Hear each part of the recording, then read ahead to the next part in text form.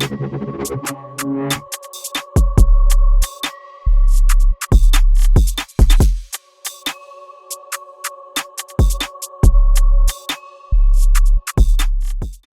we are here for another episode of the Well-Beings Podcast.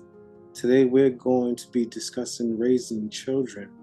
Before we do that, we're going to have some performance pieces of poetry by the lovely cast members. Goddess Anahata, take it away. Absolutely. This is a special day. It truly is an amazingly special day, all things considered. And we've all talked about turbulence that we felt, but more so what we learned from it.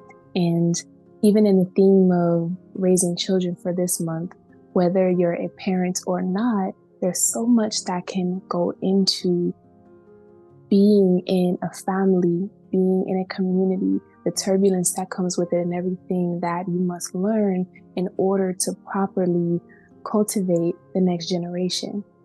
One of our lovely members, Gabriel, has a brand new, beautiful life with him right now, and that is a new experience for him. So even in the spirit of art, we come together and express and understand that this unit that we've built and all of the units that are extensions of us are so important for us to be our best selves in order to show up for them the right way. And we start this poetry segment if one of our amazing, spectacular voices, one of our fan favorites, she always has the right words to say and the best cadence to say them. Adriana, are you ready to share your piece and to express that love? Absolutely. All So I'm actually not a parent. So I chose a different angle when it comes to artistic expression for this. But I am a person who was a latchkey kid who experienced a bunch of different dynamics with co-parenting. So I chose that route. I chose to give you guys a bird's eye view into my co-parenting experience as the child and what I learned from that and what I hope to educate others on. So my piece is called Co-Parenting 101.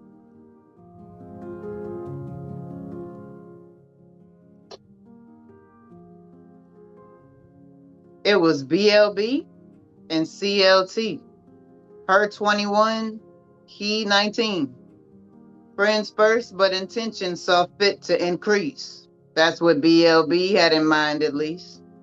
CLT was being courted by his roomie at the time, but he gamed her and lied, so they never grew ties. He was told to be real when he asked for advice, but Buddy chose fakeness and lost that fight. Won by the youngin' who chose to be friends, got to know the inner glow that was hidden within. Equally yoked due to similar stories. Country girl outlier, city boy lonely. Job Corps homies with ambitious dreams, finally free to breathe, fell in love and conceived. Tried their best to be. They chose to flee and became a team. Once two, made three. Neither prepared for the pins that burst their bubble. In and outside forces caused their relationship trouble. Young and dumb, so they didn't make it, yet they agreed that this wouldn't really have a placement in whether or not the baby they're sharing would lack in growing or knowing both parents. Life, time, and people created friction. More children, addictions, depression, prison. Generational traumas reenacted, compacted. Mistakes into kindling, decisions, the matchstick. Argumentative factions, destructive to balance.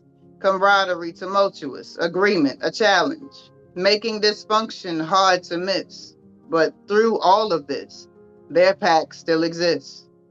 Visitation was a weapon with his other baby mamas.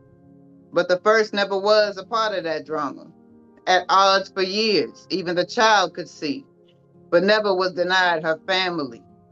She got older and noticed the toll that it took. on all her younger siblings, missing this page of their book. Some forming opinions thought she was the favorite, not knowing relations decided their placement. Too young to understand that their elders said no, old enough to feel resentful, abandonment in tow. The oldest felt shame wanting to know the reasons, why she's the only one allowed to consistently see him. So she could tell her siblings that they all were mistaken. Looks could be deceiving. There were no favorites. That didn't come to pass. The truth came too late. Each sibling held pain that remains to this day. The oldest still wonders if the tides had changed. Would the weight of that pain have been less of a strain? To the parents, her brothers, her sisters, herself. Could it have shuffled the cards they were dealt? Who knows? What matters now is to notice and learn. Be the difference in choice when it's our turn. As mothers, fathers, uncles, aunts, godparents, cousins, friends with those with little ones. Even if you don't really favor one another, get along. Find some common ground the babies can stand on. It really does take a village, no matter the semantics. The point is to display a strong dynamic where differences are settled to encourage progression, education inflated by previous lessons, promoting improvements, and a platform to rise to the occasion of a future brightly shining in their eyes. They have to see it first in order to believe it. We have to be it first so they can conceive it. Peace, y'all. Yes. Oh man. Okay. So much thoughts came to mind. That piece. It really made me think about how when you mentioned siblings, no child, no matter how many there are in the family, experiences the same mother or father. You can't be the same to one child that you are to another because every child requires, even though I only have one son, I'm a child of 7. So just coming up like that, I do see how, my mother had to be a different mother to me than she had to be to my brothers and sisters. For sure. Thank you for your words. Can I just say real quick, am I still on mute?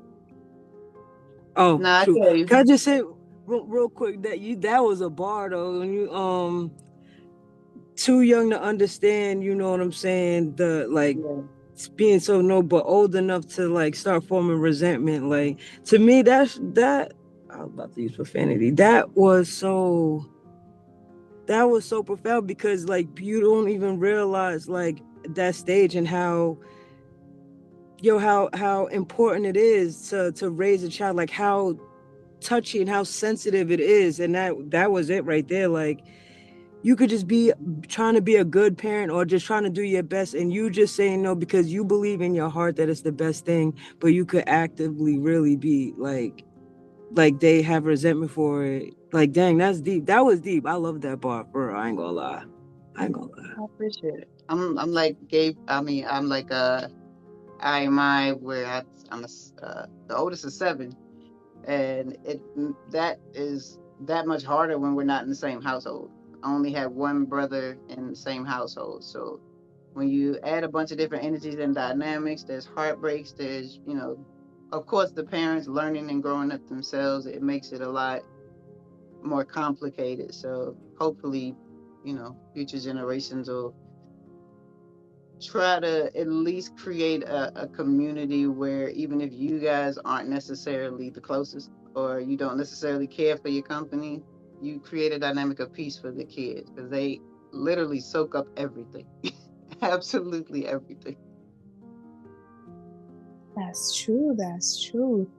That piece, being an eldest daughter, the angle that you took with your piece, I can appreciate too, considering that I'm not a parent, but inadvertently I am. And I still have that extreme respect for the fact that my younger siblings are not my kids and they're my mom's. And I respect that, but I feel it so much because of the role that I chose to take for them. And the way that your piece has spoken to those volumes of even knowing that you have so much growing to do, but at the same time, you don't get a chance to experience those things as well because you're taking on this other role that you're not ready for. Sometimes just like a new parent, they're not ready for it either. So maybe that same grace is grace that you don't get in that time. But it still takes that village. It still takes that community. And if you love your family the way that you say you do it willingly, and you still give because you want to, because something still wouldn't feel right or sit right in your spirit if you didn't, even if you want time for yourself. And that piece was amazing. Does anybody else have something that they would like to input? Supernatural C, what do you have? It was the line at the end that the parents have to conceive it for the children to see it. Was that? Could you repeat the line, please, Adriana? Yeah. I don't want to misquote myself. In order to believe it, we have to be it first, so they can conceive it. Yeah. Basically, we have to be the example for them. Otherwise, they'll just learn from what they see, whether we tell them something different as they get older or not, because they already have that programming. Yeah, but I can see it in myself as the child, and I can see it in myself as the parent, that it really doesn't matter what you say. The words don't mean anything if they're not backed up by action, so, and in a way, what I was talking about a little bit earlier with the battles that I had today, it was an example of that. I can say all day long that I'm strong and I'm this and that, but they have to see me be that. They have to see me stand on business. They have to see me not fold. And in me not folding, it gives them courage not to fold, so, and the same as being a child and being parented, you realize when you become a parent how much automatically you just do. I just did what mom did, I think that is a really key point that you made and put beautifully and poetically. So thank you for that. Thank you for receiving it. I do want to say, just get my piece on it. That whole thing was fire. I might need to I'm gonna have to rewatch that and listen to that myself. But I just like to. Well, to me, it was like very duality in it because you were talking about being a sibling, yet being a parent, and I felt both sides because obviously I am a parent now, but being the youngest out of four brothers, it seeing the dynamic of difference and love of connection with me and my brothers have with my mother, and just like the resentment and just different things that played a part in our lives, and just the dysfunction I kind of had in my family, just seeing it growing up, knowing I really didn't want that, playing through. When you started talking about that basically you gotta break the cycle, then you gotta, you gotta be it to believe it for them to conceive it. That part really hit because I'm going through a time where it's like, I don't want the same things that me and my brothers went through, like with family not really being close because of whatever pride issues or just anything they've ever had growing up. So I'm, learning to be different and do different, still struggling with trying to put action behind it, learning how to show up, learning how to be that rather than just speak it. That really hit. And I was just, I don't know, that was just fire. I appreciate you. And I love that level of passion that you have towards the piece, Gabriel, which brings us into our next artist. This artist is new to Well-Beings, and we're all so excited and have been excited for a while, ever since their addition to what they have in store, to what light that they will bring to not only our community, to everyone who listens, to themselves, and for anyone who hears it later. Please, Gabriel, take the mic. Just share with us what you have, what you feel, what's on your heart, what's on your spirit, and let your new voice enrich us all so that we can definitely give you that same level of praise.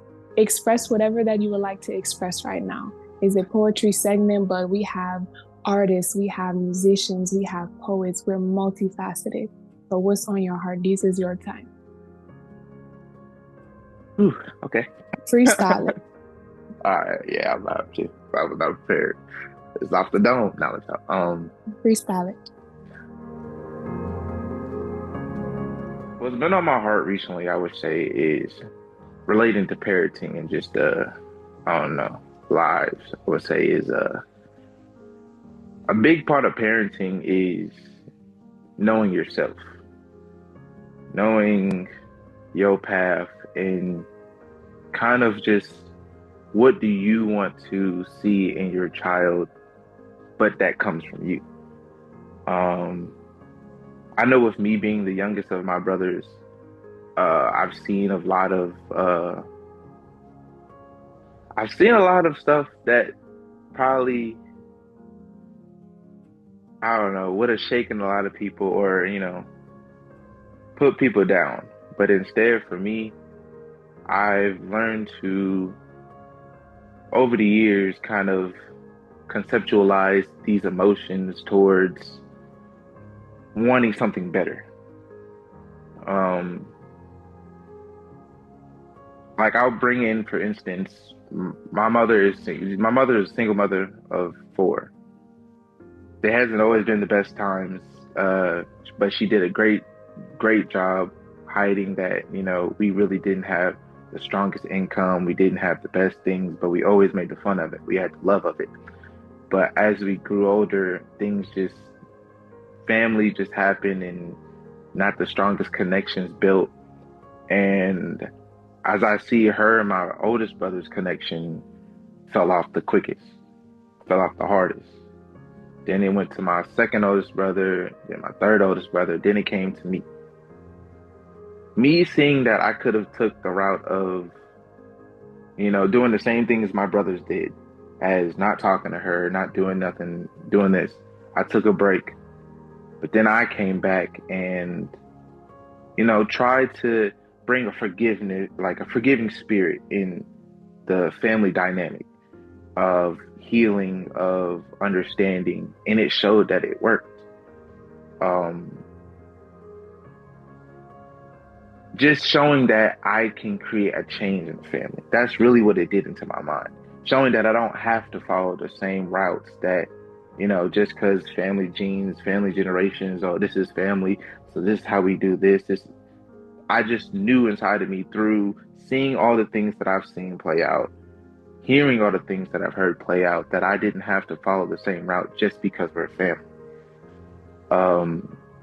So having that kept in mind always just brings, like with my son now, of even if there's like strong tension, strong feelings, discipline that is needed, there's not always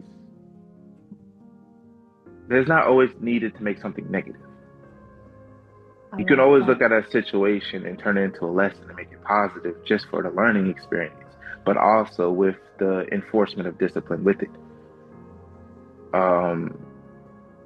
So through that, I always just want to say there is change. Change is always available.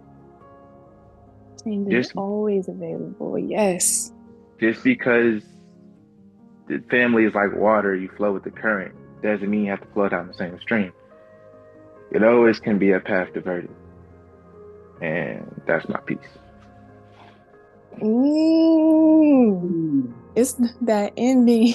It's that ending, sis. Those were bars. Do you hear me? Yo! We all love you, Gabriel. Absolutely.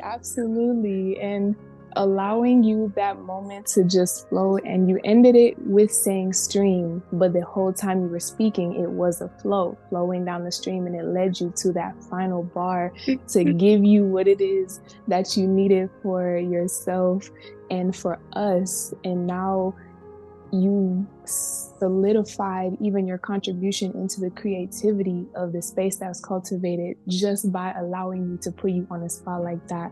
And it's still not only was profound, not only was it enriching, but it was still a bar. And I learned that. I was gonna say, he doesn't think he's performing. I'm sitting here and I'm like, but you were the Goddess Anahata, don't question her. She knows what she's doing, right? And I do want to say that you are that generational curse breaker. You know, you are that child in the family that is going to do the different thing that, like you say, and it's having the courage to do it, you know, and I salute you for that, because it is not, in truth, I feel like that's me too. And it's not easy to do, you know what I mean? Because you're swimming against the tide and you've just got to stay strong with that, you know. So the courage that you're displaying and exercising, you might meet resistance, but it pays off. Just keep going, because you're only 22. Do you know what I'm saying? So it's 20 years. You're 23, yes! 20. So I'm not the youngest one anymore. Oh, dang, that's crazy. Well, I'm 25. I'm about to turn 26. So it was me. So we're still right here, though. We're neck and neck. Yeah, I'm over baby, so now. And thank you for having that courage. So before you go, I just want to thank you again for having that courage to do that. I put you on the spot for a reason, because I seen it and I felt it, and I knew that something would still come out of it. So I appreciate you allowing yourself to take that leap once again in your life, even with something to this dynamic. Tom, what's up? Blessings for trusting me. No, You did put me on the spot. I just want to agree with Sister Caroline. Like, you are gonna be the one for your family for sure, bro. Like, 100%. Like, it's so easy to fall in line. You know what I'm saying? It takes so much courage and strength to say, like, yo, I'm gonna do it different. Like, you know what I'm saying? And to go against the top. Yo, that last line was a bar. But to go against that, like, takes so much like strength and courage or whatever. And to be able to do that, you know what I'm saying? Young father, new father, you know what I'm saying? The passion for it and like the steadfast, you're gonna be, even what you intend to do and what you want to do, you're going to do more than that. You want to do more than what you even like what you intending to do. The same thing with the Goddess Anahata too, like her too. But right now it's about you. But you are, and I just want to say, like, I'm glad you're here, because every little thing on your map counts. Every little thing on your map is going to count, like on your journey or whatever. So this is going to be something good, and you're going to give a lot to us too. You're going to give a lot to us. I appreciate you already, and congratulations on everything that you're going to get in the future, because you're going to get it. But that was dope. That was dope. Blessings. No. That brings us into the next poet, the next piece. It will be a piece from me. And while I'm not a parent, thank God, just yet, I'm patient. I still decided to take on that role, being the eldest sibling, the eldest daughter, and I will take a standpoint similar to Adriana's. This poem is called First Love.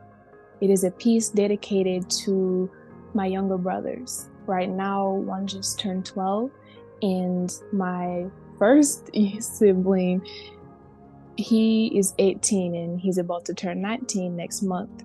And their growth and my role in their growth and their journey and being with them, with all my heart, I would never change it. And just wanting to be so much for them as my siblings has even sometimes made me nervous about parenting, because I want to get it right with them and be a good example for my siblings, so I know that I can be a good example for whatever children that I have, and I'm still working and building upon that too. So this piece is called First Love.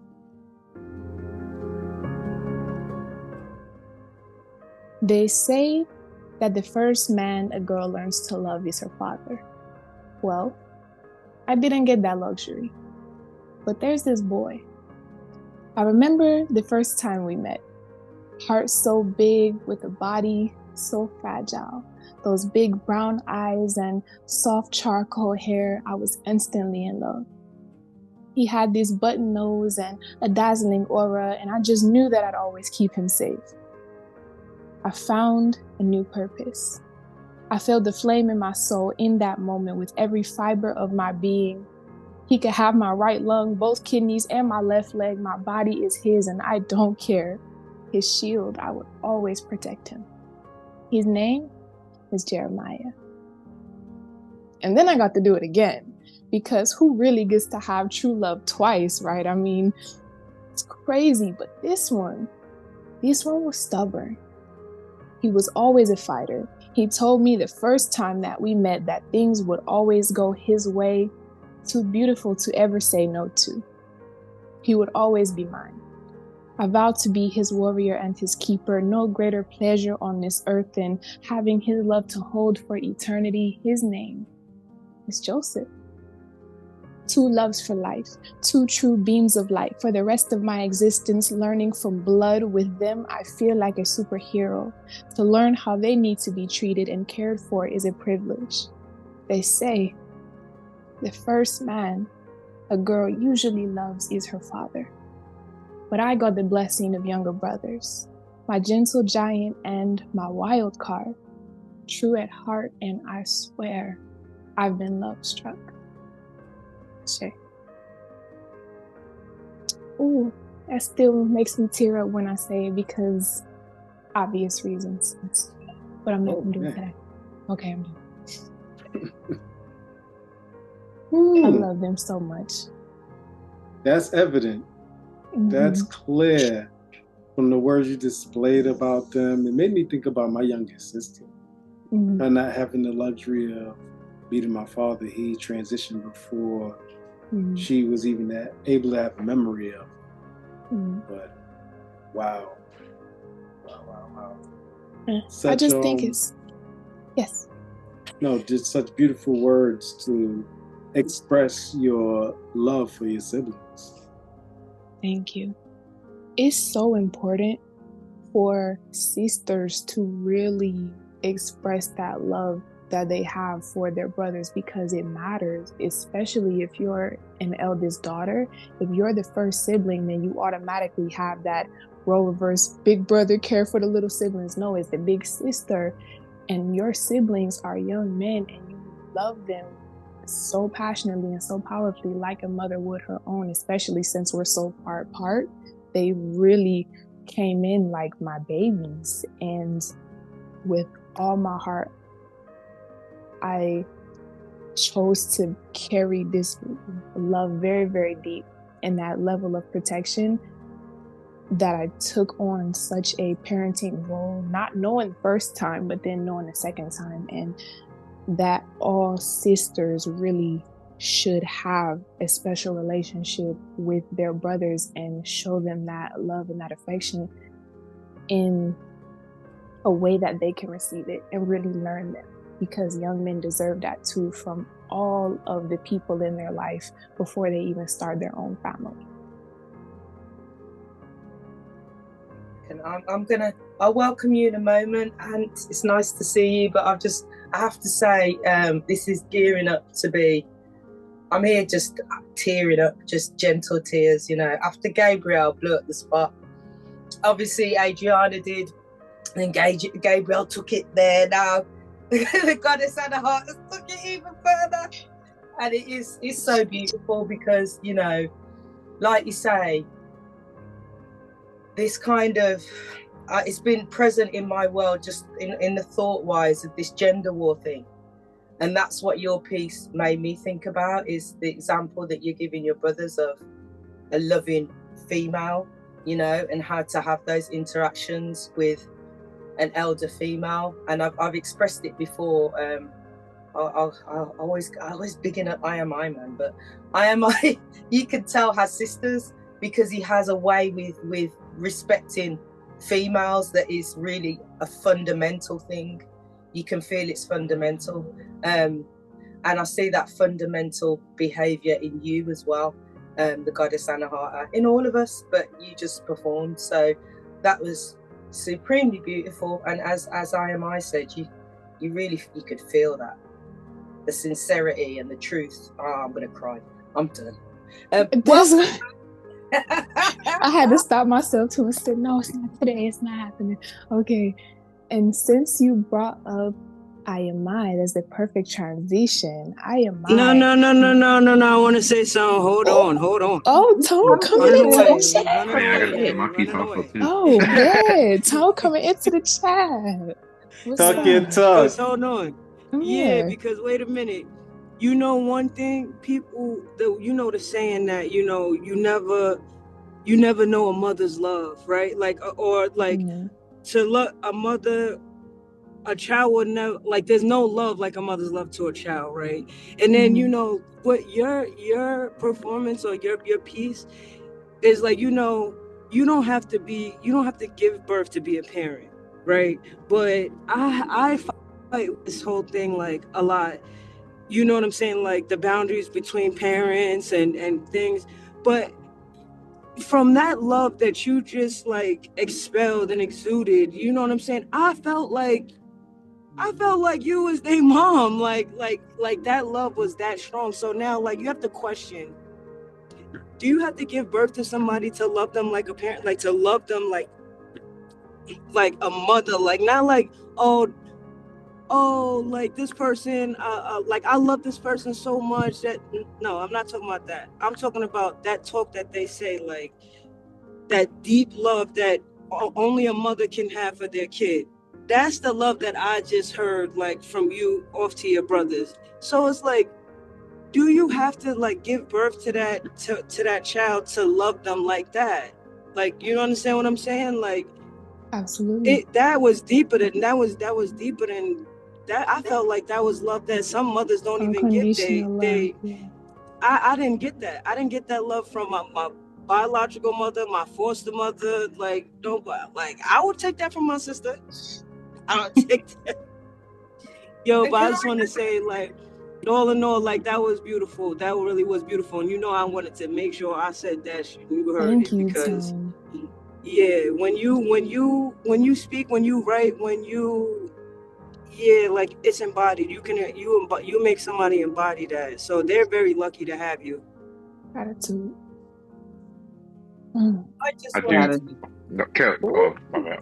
I'll be very quick. I need to say that what Cynthonia just mentioned for me straight away made me think about being an auntie, because the only other children that feel absolutely like they're mine are my nieces. That when your siblings, for me, my siblings having children, they feel like they're my children. I love them the same, even though I don't have them in my presence. It's that same quality of wanting to protect them and wanting to do for them. And obviously they've got their parents, so they're all right. But if I hear anything's wrong or whatever, you feel it in the same way. So I love that you brought that up, Cynthonia, as well, that you don't have to be the parent to feel like the parent, It's a huge point. Mm-hmm. Gabriel, you have something that you want to add on? Yes, that piece is really beautiful, and I love what Tone said, about not having to be a mother, to just have that intense love. Like, you didn't give birth to them, but you gave birth to the idea that, like, you gave birth in a way that created such an intense love, like a passion for them. Like, birth is a transition. It's not a painful experience, but it is a painful experience. Let me not say that.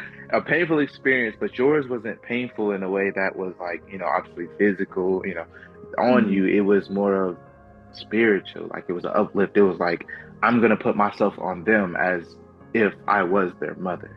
That's that nurturing spirit that I felt come off you when you speak, when you said their names and stuff, and their names being Jeremiah and Joseph. That, the biblical names, we got that. That was just the thing that spiritual connection that I just felt as you were speaking about them, that nurturing, divine, feminine, just talk was just that love.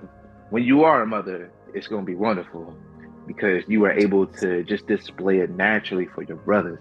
So therefore, when you have your own kids, it's just going to be flow down the river. Check it out, sir. Thank you so much. in those words, especially when it, not especially, but when it also comes from someone who is a brother, and while you may or may not have any sisters or just the additional feminine influence, if that can be felt in a man's perspective, almost as if I'm talking to you as if that's what it would be like if I was your sister as well, that brings such joy and light to my heart as well. And even when I hear young men talk about their experiences with their siblings and their female siblings, how your sister not like you? And she don't even like you? She couldn't be my brothers. It's disheartening because of what I feel for them. Like, why does everybody not, what y'all got going on? These are your brothers. Yeah. I will say that I do like hearing that, because I've truly never, like, I've seen the duality of sister and brother, but like over time it's just like you always see, the bigger end. I mean, it's always gonna be a little fight, a little bigger end and stuff, but like I've never really seen such a wholesome, nurturing spirit, like as if it was just mother to child. So hearing that is another whole perspective of older sister to younger brothers, because some older sisters feel like they got to be an older brother to the younger brothers, instead of being an older sister, a mother to them, and it carries. I definitely like that. That dynamic. Thank you. And Adriana, your mic is unmuted. You'll have something. Yes. Yes. It has to be said as a fellow older sister, like understanding what that's like, and sort of having a telekinesis with the youngers, right? Like, and being able to pinpoint certain things that maybe your mother couldn't. I think it's important to also highlight, especially in single parent households, how common that is, that we end up as the olders or the second olders, or however you have it, to have that position and what that means to the siblings as they get older. Like, you don't really see it until you're in adulthood, but the beautiful dynamic of what you were able to imprint on someone, even though you were, still maturing yourself, is just something beautiful. And you painted that picture very beautifully. Beautifully. Gratitude. Now, before we do move on, I do see that we have another wonderful face, so I will let Supernatural C do that introduction to the new face I see in the chat. I'm going to hand that to IMI, because this is IMI's brethren. Oh, welcome. And this is our next artist too. Take it away. Introduce your guest. Give us your art, and please tell me it's a song, because if it's a song, I'm gonna be feeling good. Is it a song? So before we get into that, I do want to give gratitude for my guy for showing up. He's really like a brother to me, and McQueen. So we came to knowing each other through mutual friends, Chief Encore, Drew Guns, and we had a group together called Altered Beast. We formed a connection over a song we did called Fela. And we were like, oh, this is all right. We got to grooving. He came through to where I was staying at the moment, and he built some more stuff. We said, we might have something here. Things fast forward, we found out that we have similar backgrounds, similar to Supernatural C, being Jamaican with ties and, upbringing from the UK as well. And he's also has Bayesian in his background too, so I think you could appreciate that. But I won't be too much longer in that. I just got to say I'd like to welcome McQueen into this space. He's always someone that I look to for just a sense of he's doing something that I see that I could take on, and whether it be parenting, I get a lot of inspiration from him when it comes to the way I approach music and putting things together in that way as well. So thanks for being with us, Ant. Welcome, really appreciate you having me, man. Thank you, for sure. Yes, my guy was literally just saying in the car, I was telling Sandy, I was like, man, I got to make sure I show up. Because literally this gentleman right here, he was a witness. My wife and I, we got married at Borough Hall. He was one of the witnesses. So very, very, very special person to me. Both of my children, when they were born, he's one of the first people at the hospital. Stuffed animals, balloons, and things of that sort. Vice versa, you know what I mean? I remember when Kyrie was born, snowing that day, me and Jody, we almost crashed on the way to the hospital. We got to get to the hospital to go see this little guy. So this is my guy, man. My brother 1000%. Yes, brotherhood the long way. That's beautiful. So the piece that I'm going to share is from a song, but I'm going to do it in poetry form. I think I performed it on here before, but this is just the verse that's speaking to raising my son.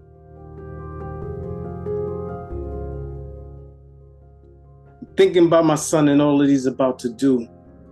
No matter what happens, just know I'm proud of you.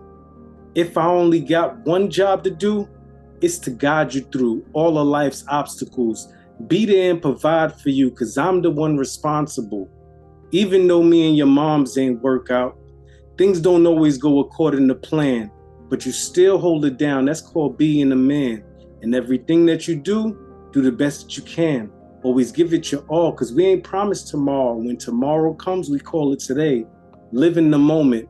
Expect the best, but prepare for the worst. Put the family first. Be a man of your word is called integrity.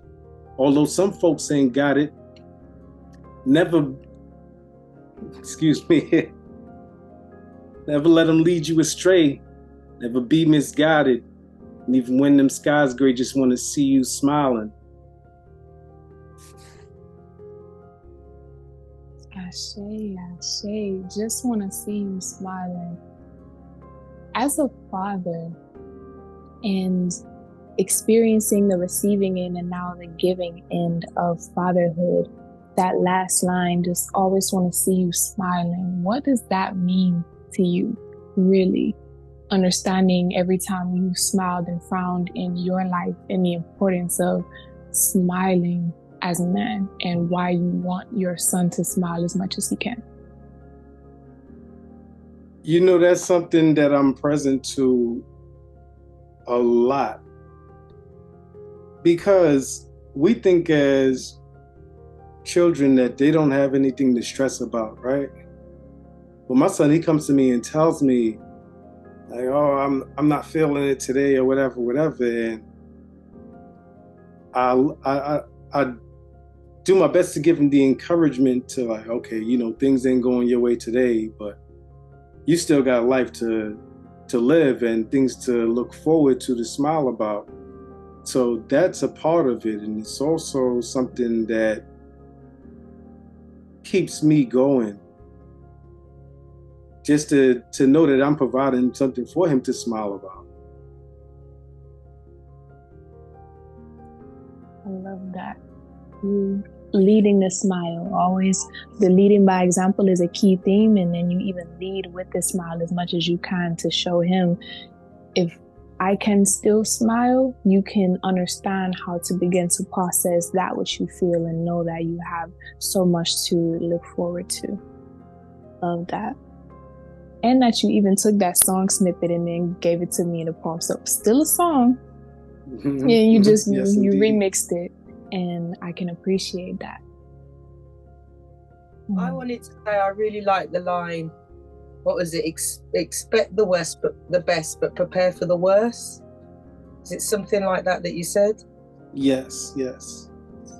Because that's life, and it's important to have your children. You know, you've got to be optimistic and look to the future and believe and speak good and positive, but you also need to be ready for, you still need to be ready for things to not go the way you expect them to go. You know what I mean? That's the resilience bit. And it's a bit of a folly to think that lead your children down a path that it's all going to be roses, and that's not real. So I really, that line hit me. I'm grateful for that. Thank you. Mm-hmm. You're welcome. Yeah. Mm-hmm. So that's part of the reason why I put them in things like boxing, taekwondo, introducing the chess, is to be able to think critically when it's called for sure. I wanted to So what was the bar that ended with that's what it means to be a man? So that was when I was talking about me and his mom not working out. So what did I say that? Even though me and your moms ain't work out, things don't always go according to plan, but you still hold it down. That's called being a man. So in the face of adversity, like things are not gonna always go your way, right? We don't expect, especially what I'm leaving out is that in a non-traditional way, his mom proposed to me. And things didn't pan out the way that we thought it would. But I didn't say, oh, I'm not going to be in my child's life because of something that happened between me and his mom. We still got to do what we got to do. We're a team. And I tell her, like, we're still family, although, we're not together. So, yeah, we still got to hold it down as men and stand on it for sure. Yeah, that whole piece to me, like, obviously being a newly father, resonated with that whole piece, but also as being like a young man, it's not like you were speaking to me or like it was me saying it, but it definitely just like I was like, man, this is my life right now. Like like just growing up, just becoming like, I'm a young man becoming a, sturdy man, husband, father, just hearing all that, especially that bar where it's like things don't always go to be as planned, but you hold it down. That's what it means to be a man. That part right there is like what I was talking about earlier. When I had gave, God, his blessings and everything, things have been shaky and stuff like that. But still seeing that, like, even if you just keep putting one foot in front of the other, you keep going by your days, you keep yourself focused, even through the weather, like even through the gray, you keep a smile on your face. That's what it means to be a man. Everything's gonna go as planned. And I like that. Can I just say real quick? Oh, go ahead. No, go ahead, Tom, please. I just want to say, well, I was thinking that song should be like how you just did it, because it is a song, but like how you did this now, like that, like spoken like that, like as a dope, no beat, no nothing, as an intro to something, because that needs to be a letter to my son for men, period. Like that was talking to a young man who needs, like, there's not, maybe it's coming back. Like these talks, these conversations, these things to let you know, like, yo, it's okay, it don't work out. Not all of this, it's about getting money, it's about that, but these are integrity, things not working out and still holding it down, still being able to, like, these are core values that young boys, young men needs to hear. And the way that you put it, like that was a real beautiful letter to your son. And I feel like a lot of men could take that as a template and have that conversation with young men nowadays. So that was dope. Thank you. I'm gonna take your advice on that and record something for Caroline to share on the YouTubes of that verse itself, for sure. Gabriel, I just have to say, you showing off with this Tiny. He's so cute, and you just showing off. I love Tinies, especially when I can give them back to their parents. So I just go, he's so beautiful. Yeah. My heart. You try to get to the phone right now.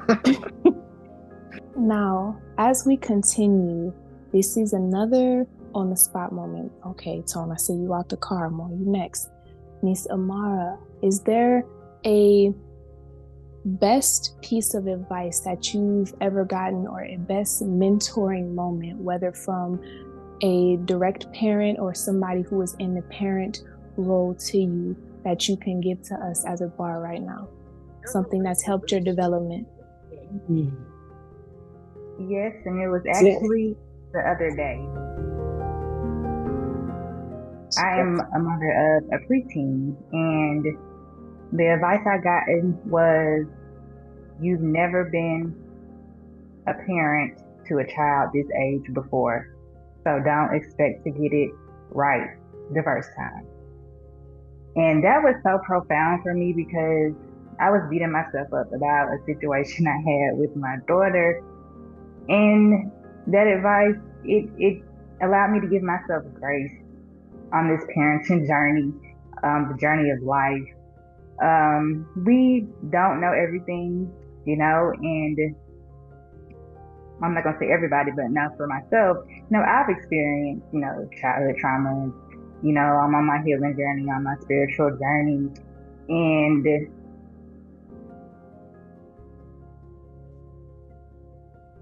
I would like to think that I have it all together all of the time, but dealing with my daughter, who is my reflection, basically, at 12 and a half, sometimes I see myself in her, and it's not always easy, especially with her attitude, I guess.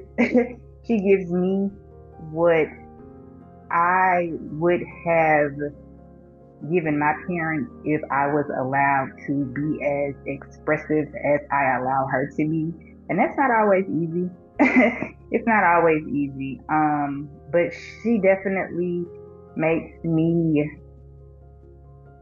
look at myself all of the time. All of the time. But yeah, you've never been a parent to the child that age that they are. So just give yourself grace.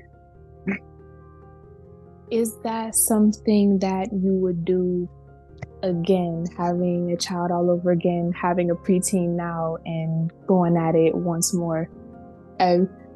Would you ever be willing to if the universe said, this is what we're doing? Yeah, I would. I definitely would. Because like y'all said earlier, each child requires something different. And there are some things that I obviously not have been perfect with, but there are some things that I know I could take from raising, my eldest daughter that I could implement with the next child. So I definitely would.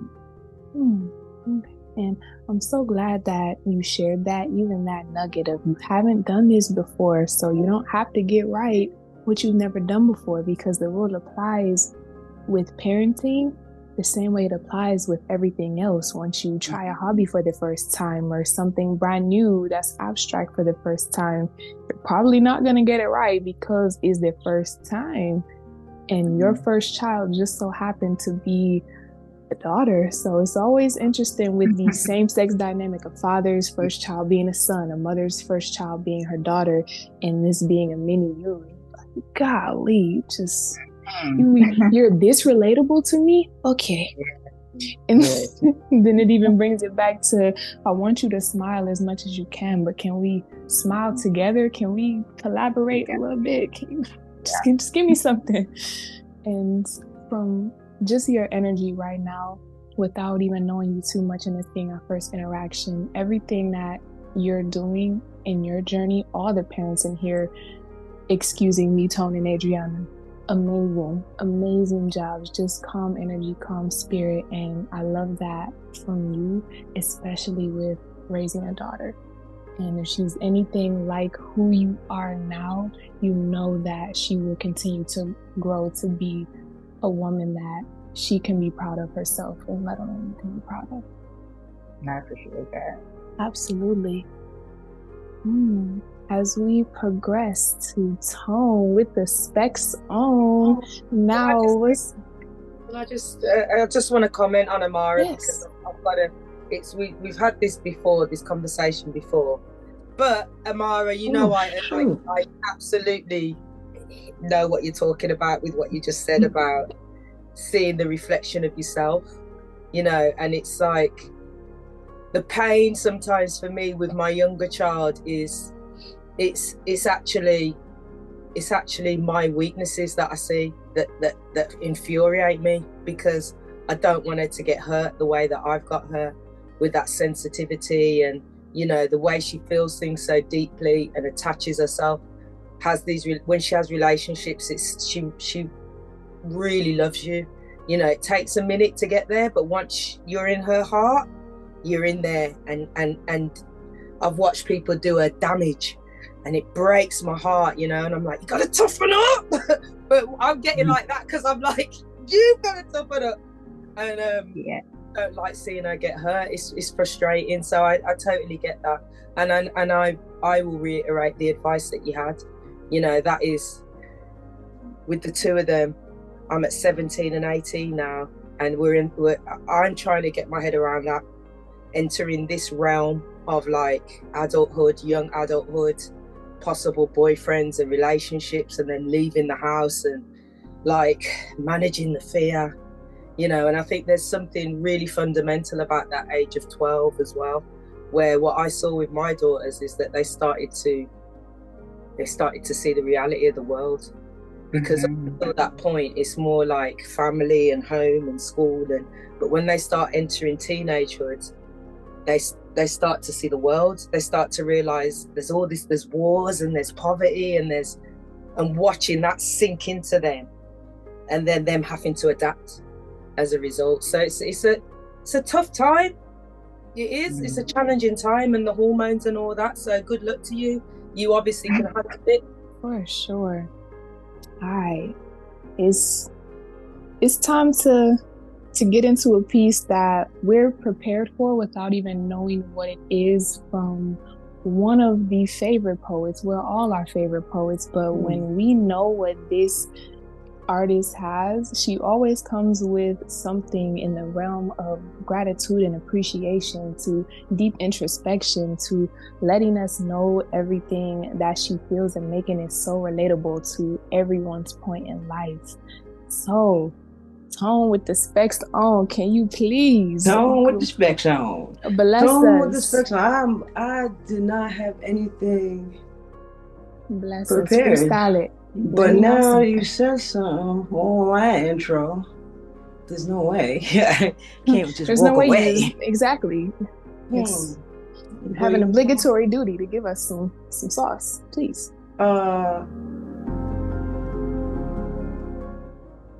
You know what I think I'm gonna have to just do a quick speak. You know what I'm saying? Because I do also feel like this is a really important topic. Like it's a really important topic because it makes or breaks futures. You know what I'm saying? How you raise children, how children grow up, and you know what I'm saying? So to me, this is a very important topic. I do not have kids, but I dream of having, you know what I'm saying, a kid or 2 kids. But so what I want to do, what I want to say right now, what I want to speak on is like, for everybody here who is a parent, I just want to say thank you. I'm talking about in this room. I'm not talking about in the world. I can only speak for the people who are here, feel your energy. I just want to say thank you to you guys for being parents, for going through the struggle, for going through the ups and downs, and actually like being steadfast and being good parents. And I say that to say, like, I'm 37 years old now, and I still find myself having like daydreaming moments where I kind of fantasize that it was a lot different. That, you know what I'm saying, I had the parents and the close-knit family and all sorts of stuff. Like when I had my family, I'm determined to have that. But I was abused, and I was abused. Physically, mentally, emotionally, I was abused. You know, so like I have resentment towards bad parents, and I have an admiration and a love towards good parents. So I just want to take this time here to say thank you to you guys, and I also want to let like everybody who's not a parent, that really doesn't count in this group, because we're all mature and we're high level, so we don't like judge or give hard times and things like that. But you know, for most people who aren't parents, that don't know what it takes to be a parent, and us who are actually on here, even though we have not birthed children, we have been parents, so we have a better understanding. But it's not easy. There's no manual like everybody says. But when you love yourself, it is so much easier to love another. It's when you love yourself, I don't know who said it. Somebody said it in the beginning. I think it was Amara, or somebody said in the beginning that you have to like be a representation of that, of what you want to like give. You have to love yourself in order to love. So you can't be a good parent if you don't like. This is just my opinion. This is my take. So I'm bringing everything back to say, before focusing on being this, I'm gonna probably get some backlash for saying this, but I'm still gonna say it.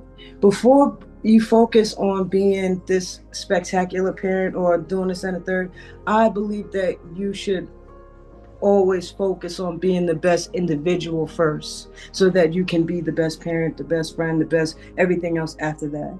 So that's what I really want to say, like on a quick. But I know before it's over, you know what I'm saying, after I gather my thoughts, I'm gonna say something a lot better. But I do want to just say from the heart, like, thank you, because I have a admiration, I have a desire, like I have a fantasy, like, you know what I'm saying?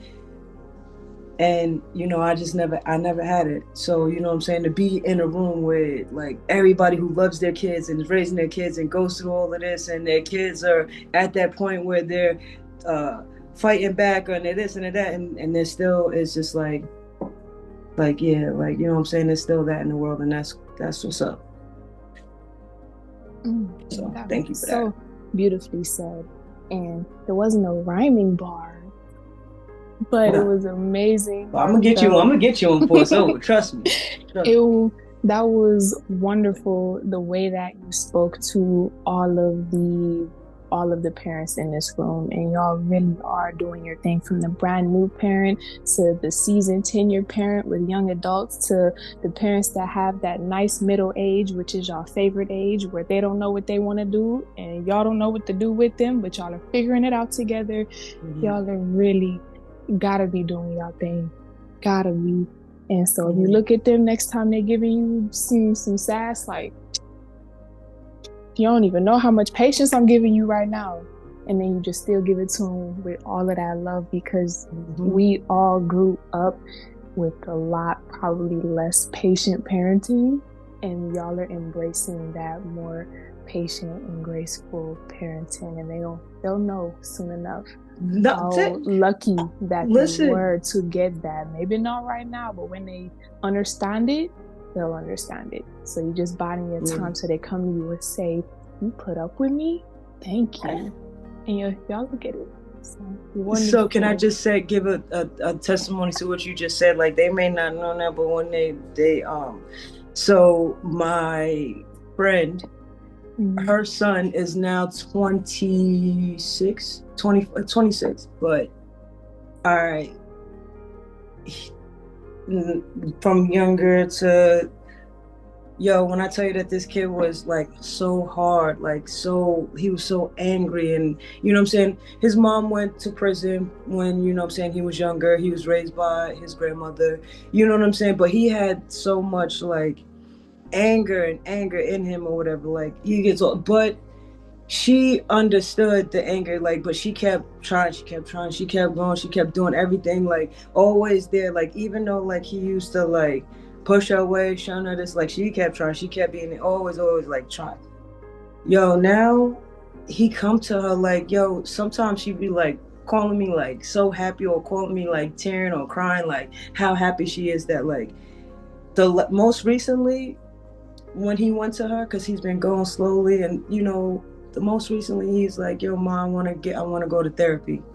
And like that is big, because like he's not a YN like ratchet, but like he's a boxer, but like he's in that light, like he's, you know what I'm saying, so it's not cool for them to want to have and do all that. So I feel like her being persistent and going through that and dealing with all that hurt and everything, like just knowing what it takes and that love of that parent, and like going through that hurt, and it paid off, like, because now, you know what I'm saying, so I see it in other situations that I just be like, I'm like I said, like, I want it, but yeah, that's my testimony for her, that it's true. Be steadfast. For sure. Before we move into the conversation piece, the discussion led by I and my, Supernatural C, the hostess with the mostest, the reason why we're all even here on this Zoom. Do you have some art for us? Because if it's a song, let me know if it's a song. She want a song so bad. Somebody give her a song. I'm about to write a song. I'm about to say, before Supernatural C, I wanted to say something on Tone's thing, where she said she was gonna get backlash for the part where she's saying basically to like, yeah, you have a child, but you still gotta understand to know yourself. That part's facts, because it's like you can't raise a kid that's gonna be based off of you if you don't know you. Basically, it's gonna be built off of something that's not true. Then when they start getting conscious and seeing how you are versus how you raise them, it's like, well, that wasn't truly you. So it's like knowing yourself and raising them how you want them to be, you got to show it. So you got to be it, show it for them. And it's like, you still got to, we're still like, yeah, we're grown or growing, but we still kids. There's a lot of stuff we still don't know about ourselves, about what we like to do. It's something new is always going to happen. So I like that piece. There was no backlash from it. You can't have your own seed pulling your fraud card. You not. I'm authentic, because if your seed does it, then you really just failed. If they tell you fraud. Oh yeah, that's gonna hurt. Yeah, I think this is proving to be really emotional for me. I just want to cry the whole way through it, because I just think for me as a mom, this is tough, man, because it's all I ever wanted to do. That's the truth. I feel like that's what I was born for. And that's why I work with young people. I love nurturing, and I love looking after little children and helping people who are vulnerable, and I just love hearing the love, because it's so tough.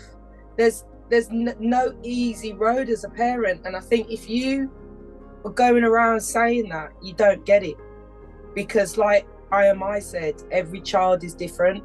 That's why I always say to people, have more than one, because having two really showed me the difference in their characters. It's not all socialization. They are very different fundamental characters, and we are born with characters. There are things that they were like when they were little bit, and they're still like it 18 and 17 years later. So I really value this conversation. It's a big deal, because I think the world needs to be reminded about the importance of it and the challenge of it, and we need to support each other in the challenge of it, because I regularly question myself. I regularly go, was I too hard there? Was I too soft there? You know what I mean? There's days when they've got me and my younger one particularly, she's the one where we have an argument in the morning and she goes off to school, and then I'm crying all day and I'm phoning my friend like, this happened, and she comes home and she ain't even bothered no more, but I've been crying all day because I thought I'd done it wrong. And then I see her behaviour change for the better, and I'm like, I got it right. I cried all day because I thought I got it wrong. Anyway, so the three of us were going to do Pregnant Pause today, but because I had the challenge that I told you about, we lost our rehearsal time. So I'm going to read this, and if we get a chance, I'll try and do it outside and put it in an edit and put it on the channel. It would have been lovely to do, but it obviously wasn't supposed to be. So this is a little bit different, and it's kind of down the road of what I've been talking about, of just being aware of these devices and the technological advances, really. So it's from my book, Because. Can't see it. And it's called My Utes. Mind blown by audacious teenage knowns. All of it apparently, none of it emphatically. I tell them from the heart. Sincerely, I start to break it down into parts, verses and chapters of all I've seen and all I've learned. My girls are great, yet boredom sometimes sets in their faces. I sense apathy, and this itself grates. Not the best of me when we get to this place. It's all there to search for, online portals, morsels and tidbits to bolster their genius, the arrogance of youth. elevated from an information basis. Senior analyst. Knowledge equates to status. So I tell them, my youths, keep your size correct in them boots. There is no equivalent to these here shoes. My youths, when you've toured a mile or maybe two, I'll be keen to hear your goings on and pour praise on your courageous truth.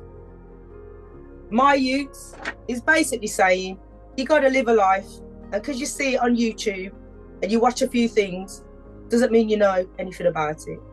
So that's my youths.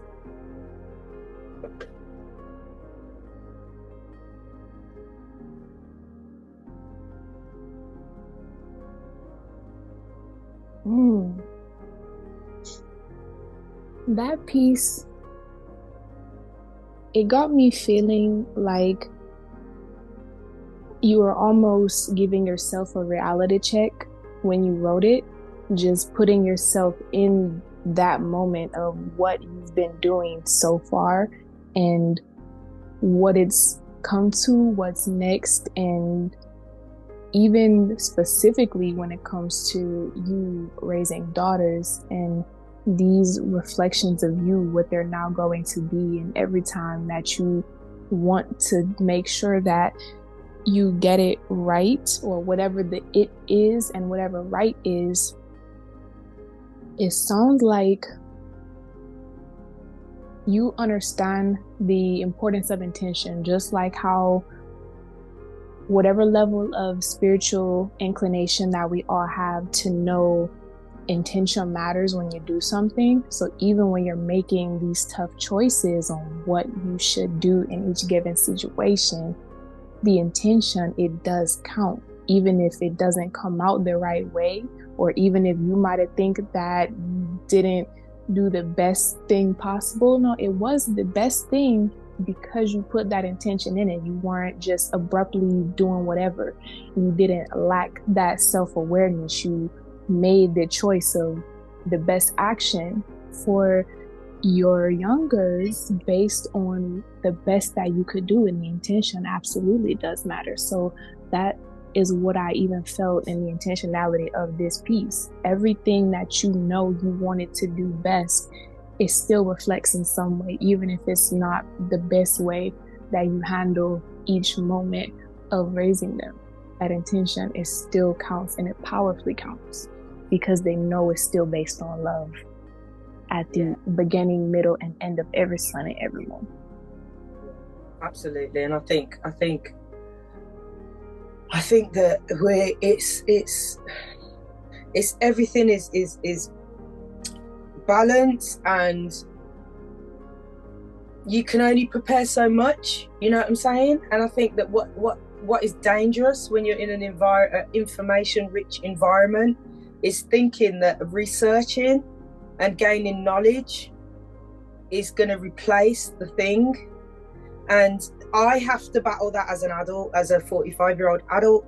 So it's like making sure that the younger generation as well are aware of that's not even your experience. So it doesn't matter what such and such did and what the outcome for them was, if that makes sense.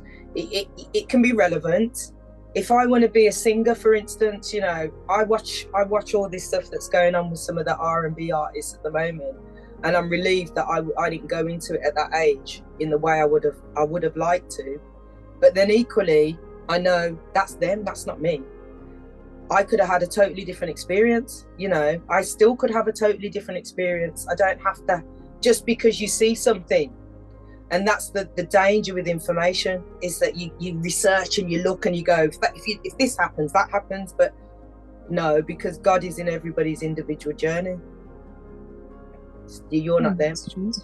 Yeah, that's true. Someone's over there going I gotta off. jump on that one. I gotta jump on that like a grasshopper. Cause let me tell you something. If that's not the truth of the truth, the thing, man, I'm so glad you said that. First of all, that's the bar that I actually like.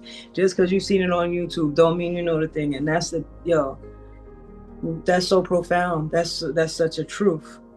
It's so easy to look at something, and you could go to school for something, read it in the textbook, and then go is totally different experientially than just like reading and researching and doing things that way. So I that's so funny that you said that. But what did you just now say? Just now, you just now said something. I wanted to, Sister Caroline. Dang. Was it that God's got a different? Yes, that. See, you already know. You know I was because listen, because listen, everybody, yo, this is a problem that people have, and including myself. Sometimes at certain times, I have to meditate on it. Every individual is their own individual, even as a parent to the child. Parents be feeling like, not every parent, I shouldn't have said it as a blanket statement. There's some parents who believe like the kid don't have no say. What I say is what it is. Like, I asked my nephew, like, oh, do you want and his parent be like, why are you asking him? And I'm just like, that's the problem. Why not? Like, why can't he have a voice? Like, he's his own individual the way I'm my own individual. Now, what's good for them and what keep them safe is different. But like what you said, God, we are all God particles. We are all God experience, and this experience individual, like he's experienced, is experiencing through each and every one of us individually. What's meant for you is not going to be meant for me in every capacity. Maybe some things no. Some things I might get hit with harder because they're from lessons that I need to learn that you may not have no type of. So like, even I'm now relating this to raising a kid or raising anybody that you're raising. Just because you may want something, I may have wanted to be a doctor or feel like I want to be a lawyer, or everybody is carpenters. That doesn't mean that this is the path that my kid has to walk or should be, or I have to train or do. Like, every individual. So when you said that, like, I felt that because like I had that, not argument, but that conversation with Blue's mom. Like, listen, even though he's a child and you're the parent, he still is his own individual, and you're gonna shut down a lot of stuff for him early on that he's not gonna get to develop on because you molded him the way you feel like you want to be, and that's not the case. So I just wanted to say that, but I do appreciate you said that. Mm-hmm. I have one thing to say. I do like that when she started talking about basically like how, like, you look at something on YouTube and it's like, that's really nice to do. Like, let me try to do that, and not understanding if that's really your ability to do it. And me, Amara, and Supernatural C had that. We were talking about that the last conversation we had, where it's like there's such an information overload on things where it's like people aren't truly being, them, because they're seeing it off of highlights on social media and stuff like that. They're following a trend rather than following who they are.